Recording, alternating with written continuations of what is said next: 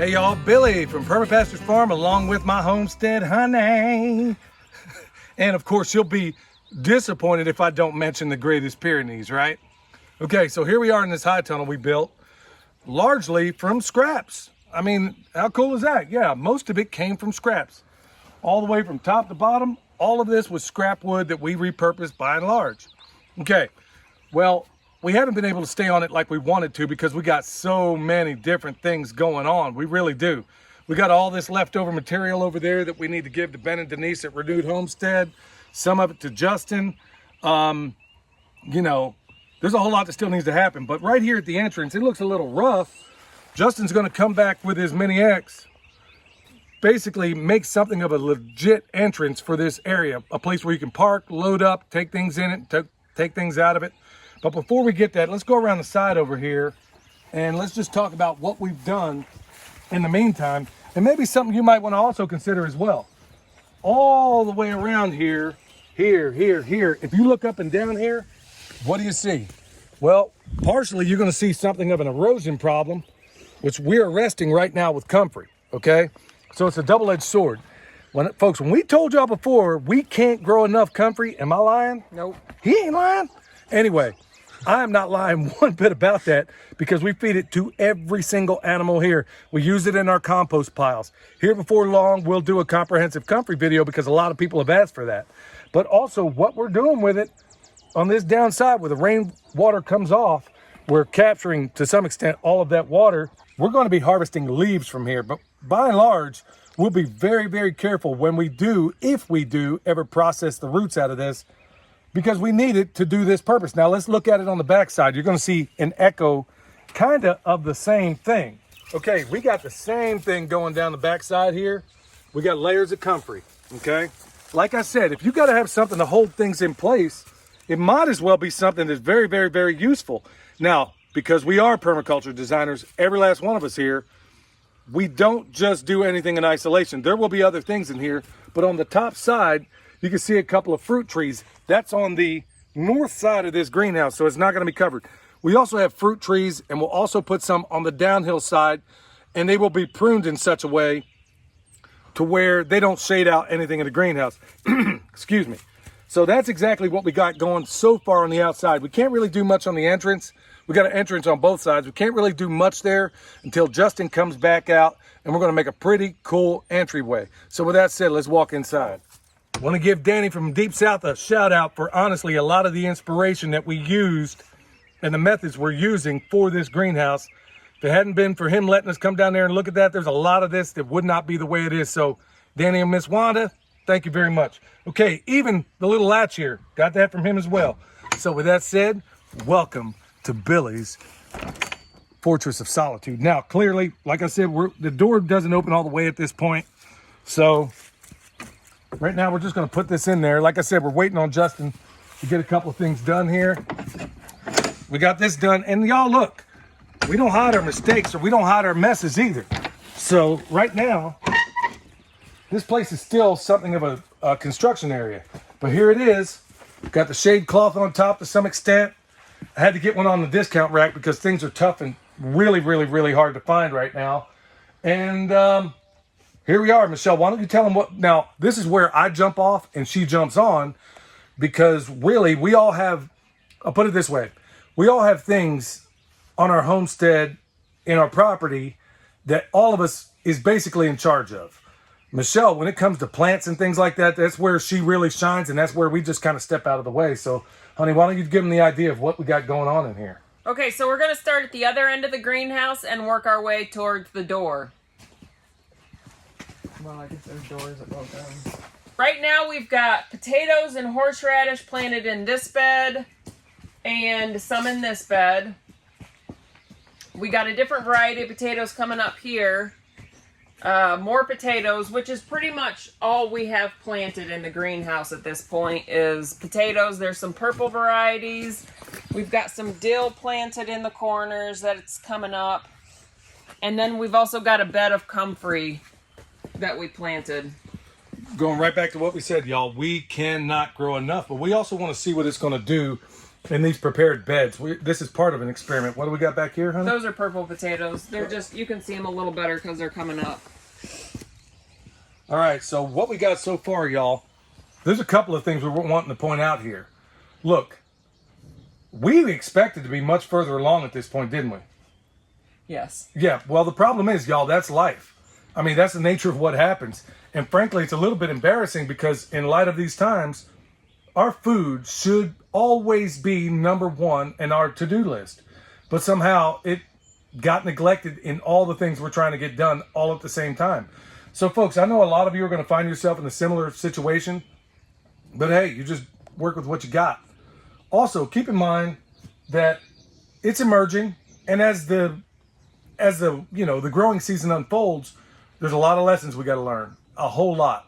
We've never done it on a scale like this before, not within a high tunnel. Well, and we're also trying to figure out and adapt to what goes in a high tunnel this time of year and everything that goes along with transitioning. When you have structures like this, there's just other factors to consider because it gets pretty warm in here during the day. So, we're trying to figure out what to plant this time of year, what to plant with it to keep, as far as pests go, to keep the pests away. Because just listening to Danny and Wanda talk, they say that pests are a bigger problem in a greenhouse. So there's a few factors I'm trying to educate myself and learn about and implement. Right. There's so many things we got to lay bare when we do these things, y'all. We are not experts on everything. In fact, I dare say we're not experts on anything. We're just showing you how we do it.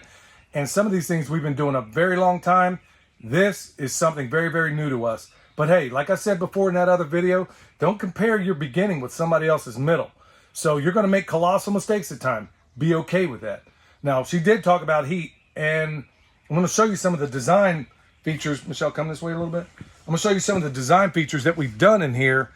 And we copied it directly from Danny from Deep South, just in a different way. His go a little bit higher. Okay, right off, in terms of mitigating heat, you got basically, I don't know if you can see it right here, but we got screen, but on the outside of it, we got plastic. The only reason it isn't off yet is because, I mean, this wacky weather. I mean, it's going nuts, and it's hard to tell if you're coming or going half the time.